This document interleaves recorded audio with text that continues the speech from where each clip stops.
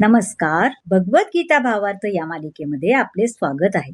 आज आपण अध्याय 9 सुरुवात करत आहोत आणि त्यामधील श्लोक 1 ते 5 पाहणार आहोत. हा राजविद्या राजगुह्य योग म्हणजे परम गोपनीय ज्ञान यावर आधारित. श्लोक 1 पाहूया. श्री भगवानुवाच इदं तु ते गुह्यतमं प्रवक्ष्याम्यनसूयवे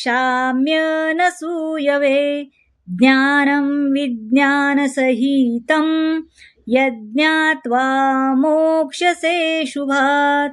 गुह्यतमं म्हणजे परम गोपनीय, प्रवक्ष्यामी म्हणजे मी सांगतो, अनसूयवे म्हणजे द्वेष न करणाऱ्या, अशुभात म्हणजे भौतिक अस्तित्वातील दुःखापासून.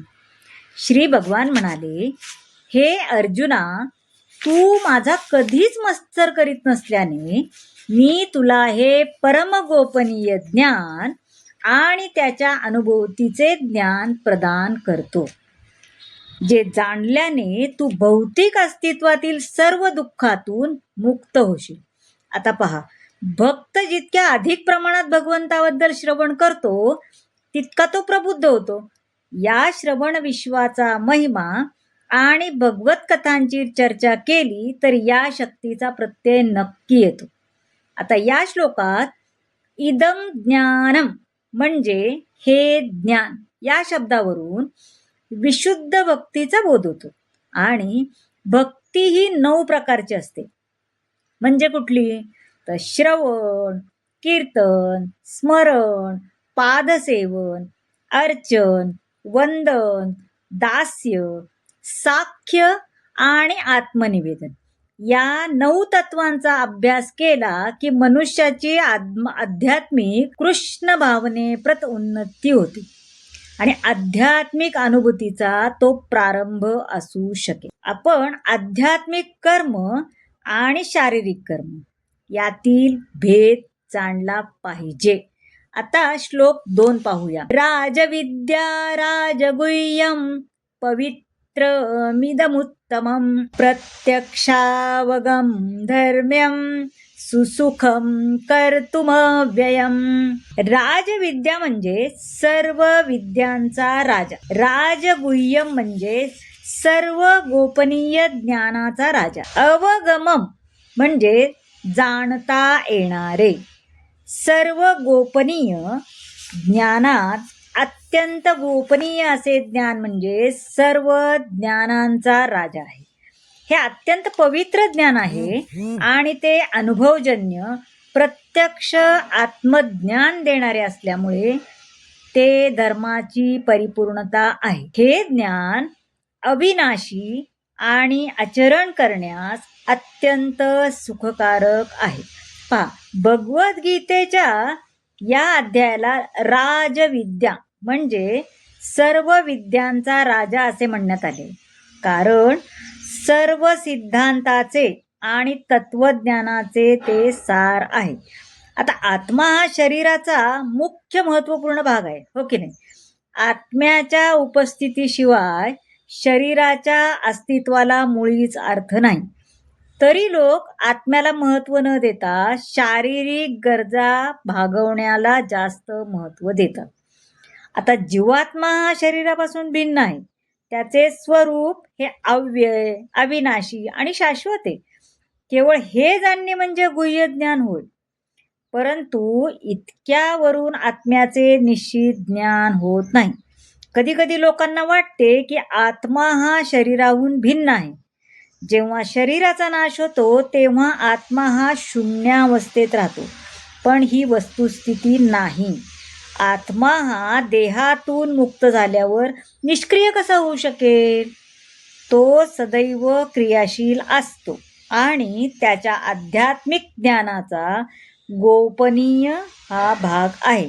म्हणून जीवात्म्यांच्या या क्रियांना राजविद्या अर्थात परम गोपनीय ज्ञान म्हणून संबोधण्यात आले आहे. आता पहा, साधूंशी सत्संग केल्याने नारदांनाही भगवंताच्या लीलांचे श्रवण आणि कीर्तन करण्याची गोडी लागली, हो की नाही? भक्तीची गोडी प्राप्त झाली. आता प्रकाशश्च कर्मण्य भासात, म्हणजे मनुष्य जर भक्तिपूर्ण सेवेमध्ये निमग्न झाला तर त्याला सर्व काही आपोआपच प्रकट होते आणि प्रकट झालेले सर्व काही तो जाणू शकतो. यालाच प्रत्यक्ष असं म्हणतात. आता उदाहरण पहा. वास्तविकपणे नारद हे दासीपुत्र होते. त्यांना शिक्षण प्राप्त करण्याची संधी सुद्धा मिळाली नव्हती. ते केवळ आपल्या मातेला सहाय्य करायचे आणि माता काय करायची तर भक्तांची सेवा.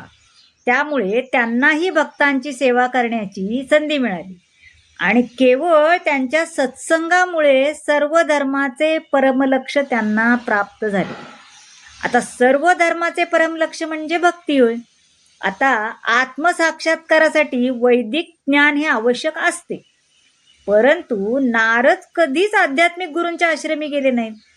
त्यांना त्याचे शिक्षण पण नाही, तरीही त्यांना वेदाध्ययनाचे परम फल प्राप्त झाले. भक्ती मार्ग इतका प्रभावी आहे की धार्मिक विधींचे नियमित पालन केले नाही तरी मनुष्य परमसिद्धीपर्यंत उन्नत होऊ शकतो. आता हे कसं शक्य आहे तर आचार्यवान पुरुषो वेद, म्हणजे जो मनुष्य महान आचार्यांच्या सत्संगात आहे तो जरी अशिक्षित असला, त्याने वेद अध्ययन केले नसले तरी साक्षात्काराकरता आवश्यक ज्ञान त्याला होऊ शकते. आणि शेवटी काय, जेव्हा मनुष्याची सर्व निरर्थक गोष्टीपासून चित्तशुद्धी होते तेव्हा भगवंत म्हणजे काय आहेत हे तो जाणू शकतो. याप्रमाणे भक्ती मार्ग हा सर्व विद्यांचा आणि सर्व गोपनीय ज्ञानाचा राजा आहे. भक्तियोग म्हणजे धर्माचे अत्यंत पवित्र स्वरूप आहे. याचे आचरण विना अडचण आनंदाने करता येते, म्हणून याचा स्वीकार केला पाहिजे. आता श्लोक 3 पाहूया. अश्रद्धाना पुरुष धर्मस्यास्य परंतपा अप्राप्यं मानिवर्तन्ते मृत्यू संसारवतर्मनी. अश्रद्धाना म्हणजे श्रद्धाहीन, अप्राप्य म्हणजे प्राप्त न होता, वतर्मनी म्हणजे मार्गावर. हे परंतप अर्जुना, ज्यांची या भक्ती मार्गावर श्रद्धा नाही त्यांना माझी प्राप्ती होऊ शकत नाही. म्हणून या भौतिक जगतामध्ये जन्म मृत्यूच्या मार्गावर त्यांचे पुनरागमन होते.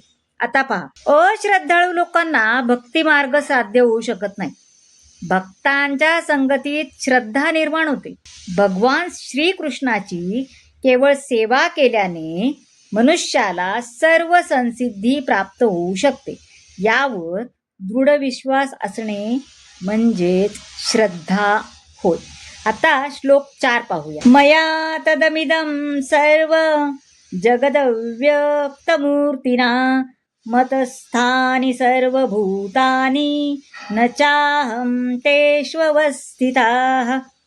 मया म्हणजे माझ्याद्वारे, मतस्थानी म्हणजे माझ्या ठाई, मी माझ्या अव्यक्त रूपाद्वारे हे सर्व जगत व्यापले आहे. सर्व जीव माझ्या ठाई आहेत, परंतु मी त्यांच्या ठाई नाही. बघा किती वेगळं सांगितलंय, हो की नाही. आता पहा, भौतिक इंद्रियाद्वारे भगवान श्रीकृष्णाचे नाम, गुण, लीला इत्यादी जाणणे शक्य नाही, कारण योग्य मार्गदर्शनाखाली जो विशुद्ध भक्तीमध्ये संलग्न झाला आहे त्यालाच केवळ भगवंत प्रकट होतात. या श्लोकात सांगितलं आहे की भगवंत हे सर्वव्यापी असले तरी त्यांची प्राकृत इंद्रियाद्वारे अनुभूती होऊ शकत नाही. भगवंत म्हणतात, मी सर्वव्यापी आहे, सर्व काही माझ्यामध्ये स्थित आहे, तरीही मी अलिप्त आहे. आता श्लोक 5 पाहूया. न च मतस्थानि भूतानि पश्य मे योगमैश्वरं भूतभृन्न च भूतस्थो ममात्मा भूतभावना. भूतानी म्हणजे सर्व सृष्टी, भूतभृत म्हणजे सर्व जीवांचे धारण आणि पोषण करत. भूत भावना म्हणजे संपूर्ण सृष्टीचा उगम. आता भगवान म्हणतात, तरीही सर्व सृष्ट पदार्थ माझ्यामध्ये स्थित नाही. माझे हे योग ऐश्वर्य पहा. जरी सर्व जीवांचा पालन पोषणाचा करता आणि सर्वव्यापी मी आहे, तरी सुद्धा मी या व्यक्त सृष्टीचा अंश नाही. मी स्वतःच सर्व सृष्टीचे उगमस्थान आहे. भगवान सांगतात, सर्व काही त्यांच्यामध्ये स्थित असले तरी ते या सर्वांपासून अलिप्त आहे. भगवंताचे अस्तित्व वेगळे. ते जरी माझ्या अचिंत्य शक्तीमुळे स्थित असले तरी भगवंत या नात्याने मी त्यांच्यापासून स्वतंत्र आहे. आपल्यामध्ये आणि भौतिक मनामध्ये फरक आहे, परंतु त्यांच्यामध्ये आणि त्यांच्या मनामध्ये मुळीच फरक नाही, कारण ते परब्रह्म आहेत. एकाच वेळी भगवंत सर्वत्र उपस्थित आहेत, तरीही भगवंतांना स्वतःचे वैयक्तिक स्वरूप कसे असू शकते हे साधारण मनुष्याला जाणता येत नाही. भगवंत या भौतिक सृष्टीपासून भिन्न आहेत, तरीही सर्व काही त्यांच्यावरच आश्रित आहे. याचेच वर्णन या श्लोकात योगम ऐश्वरम असे करण्यात आले आहे. तर मंडळी, कसा वाटला आजचा भाग नक्की सांगा. आवडला असेल तर लाईक करा, शेअर करा, सबस्क्राईब करा आणि हो, कमेंट जरूर करा. धन्यवाद.